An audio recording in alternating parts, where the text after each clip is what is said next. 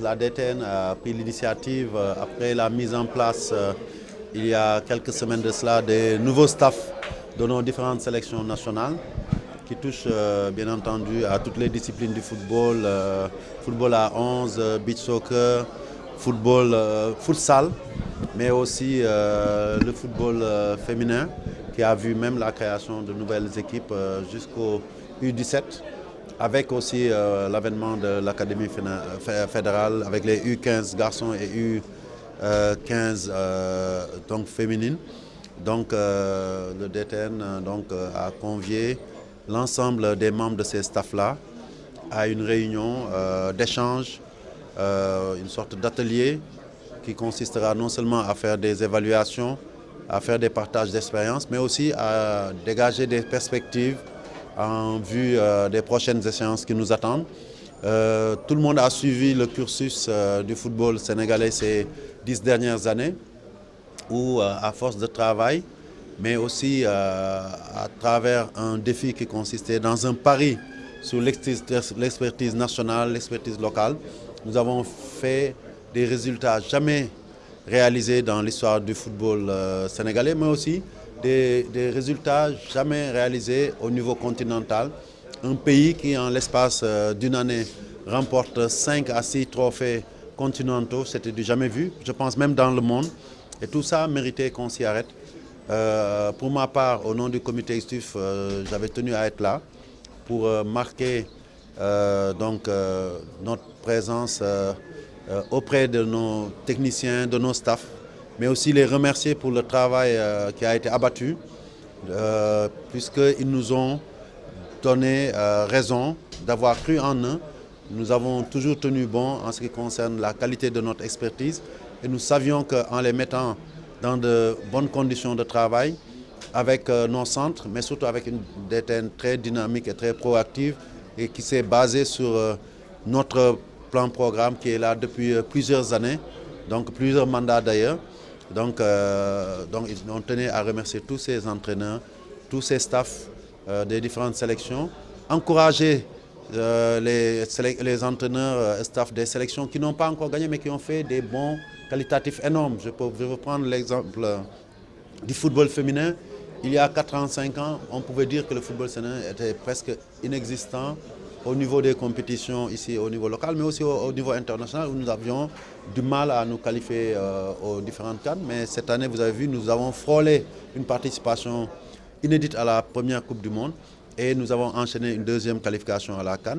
Et progressivement, vous le voyez déjà, on a maintenant une quinzaine de joueurs, voire plus de joueuses qui jouent dans beaucoup de pays en Europe. Et tout ça, si nous arrivons à capitaliser, nous permettra de maintenir le Sénégal là où il est, c'est-à-dire au sommet du football africain, dans toutes les catégories, tous les genres, mais aussi toutes les formes de football. Et je disais tout à l'heure au DTN qu'il nous faut maintenant lancer définitivement le futsal au moment où la Coupe d'Afrique de futsal se joue. Nous avons pris l'engagement de faire en sorte que les staffs de futsal puissent commencer à compétir. D'abord, qu'on mette en place le championnat de futsal comme on l'a fait pour le beach soccer, mais aussi qu'aux prochaines compétitions internationales de futsal, le Sénégal puisse participer parce que nous en avons le potentiel.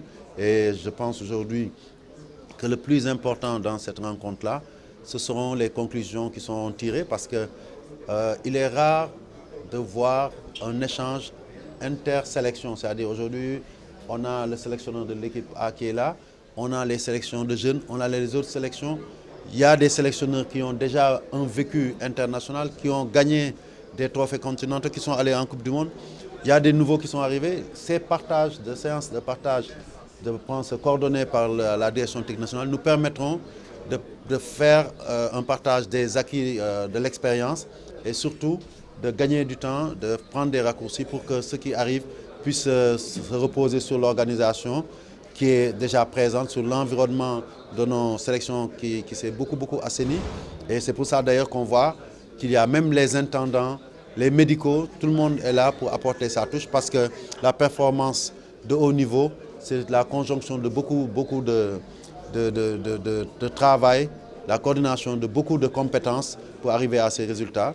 Et aujourd'hui, il est hors de question qu'arrivé au sommet, le football sénégalais retourne en bas. Et c'est ça notre volonté. Nous devons continuer à rayonner ici même au Sénégal, puisque le football se joue pratiquement partout, mais aussi en Afrique et dans le monde. Parce que l'objectif, ce n'était pas seulement de faire un tour et de s'en aller, c'est de rester durablement au sommet du football africain. Nous en avons les compétences, c'est-à-dire au niveau des joueurs, les talents sont là. Nous avons aujourd'hui montré à l'Afrique entière, qui d'ailleurs commence à prendre exemple sur le Sénégal en recrutant des entraîneurs donc du Serail, des entraîneurs locaux, et au monde que nous avons l'expertise technique nécessaire.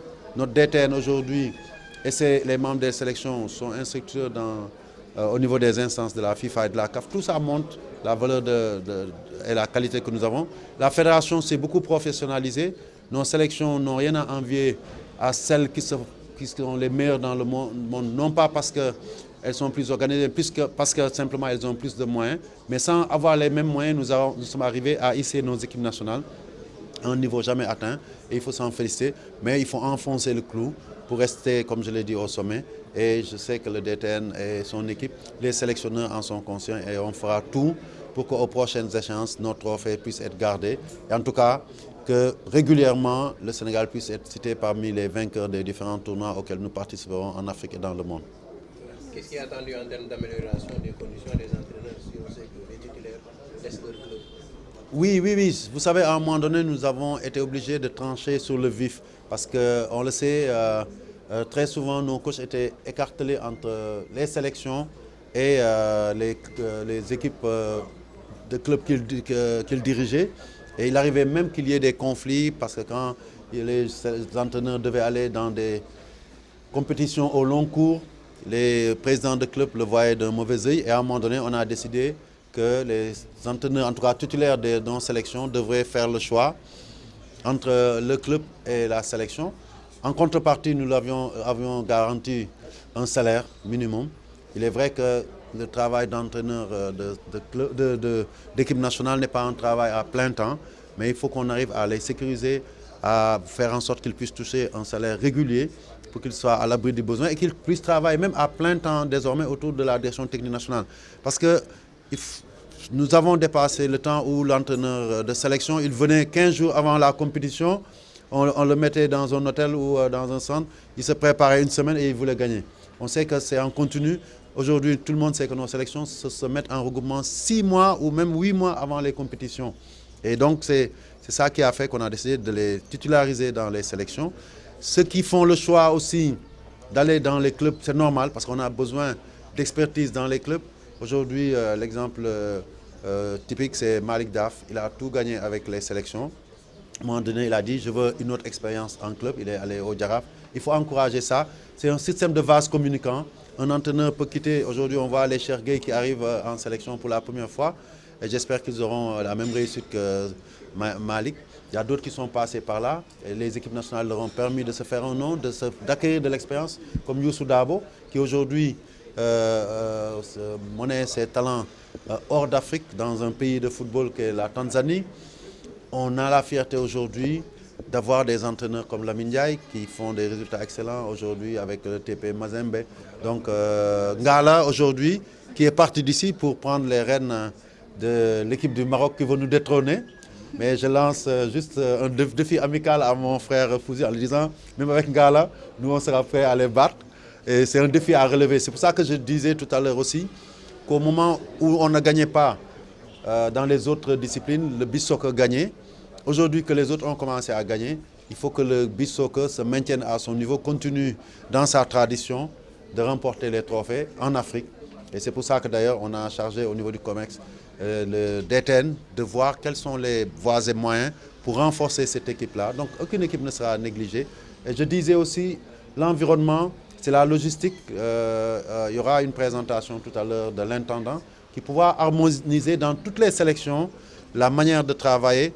Parce que si la logistique, l'environnement matériel fait défaut et aussi l'aspect médical, on a des problèmes. Donc tout ça, on va le maîtriser. Les centres, on sait le rôle qu'ils ont joué. Nous sommes en train de travailler sur un plan à moyen terme avec la FIFA pour doter nos centres d'autres plateaux de terrain. Guéréo va être né peut-être d'ici l'année prochaine son terrain synthétique. De la même manière qu'on pense à construire un terrain de futsal, soit à Guéo, soit à Toubab Dialaw. Donc tout ça, ce sera pour mettre nos entraîneurs dans les conditions optimales de performance. L'aspect financier, j'en ai parlé, on va essayer de renforcer, mais comme je l'ai dit toujours, dans la mesure de nos moyens.